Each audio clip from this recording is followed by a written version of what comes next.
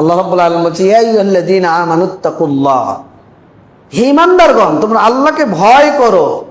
ওয়াল তানজুর নাফসুম মা কদ্দামাত লিগাদ, এবং প্রত্যেক মানুষের দেখা উচিত যে আগামীর জন্য সে কি প্রেরণ করছে।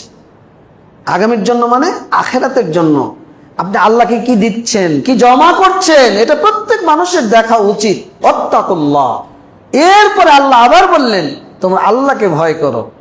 কেন? আল্লাহু খাবীরুম বিমা তা'মালুন, আপনি আমি যা কিছুই করি না কেন জানেন কে, খবর রাখেন কে? আল্লাহ। তা আল্লাহ তাকওয়ার ব্যাপারে কোরআনে যত বলেছেন, তাকওয়া অবলম্বনের কথা আল্লাহ রাসূল যত বলেছেন, আল্লাহ যত বলেছেন, অন্য বিষয়ে এতটা গুরুত্ব প্রদান করেন। রাসূলুল্লাহ সাল্লাল্লাহু আলাইহি সাল্লাম, মুস্তাদরাক হাকিম 329 নম্বর হাদিস, আল্লাহ রাসূল সাল্লাল্লাহু আলাইহি সাল্লাম একদিন ফজরে এমন ভাষণ দেওয়া দিলেন, অন্তরগুলো প্রকম্পিত হয়ে গেল, সাহাবীদের চোখ দিয়ে অশ্রু বয়ে পড়ল। তো সাহাবী ইবরাজ ইবনে সারিয়া রাদিয়াল্লাহু আনহু আল্লাহ রাসূলকে জিজ্ঞাসা করলেন, আল্লাহ রাসূল এটা মনে হচ্ছে তো বিদায়ী ভাষণ, তো আমাদেরকে কিছু নাসিহা করুন।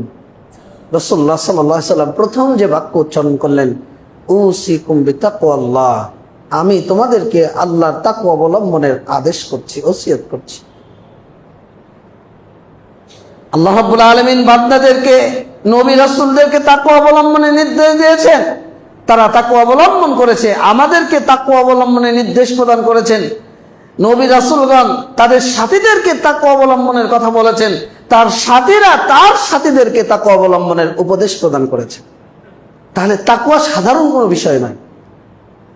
আবু বকর রাদিয়াল্লাহু আনহু যখন খলিফা হলেন, তখন তিনি ভাষণ দিলেন, আল্লাহর প্রশংসা করলেন, ও আসনা আলাইহি, আল্লাহর বরত্ব মহত্ব ঘোষণা করলেন।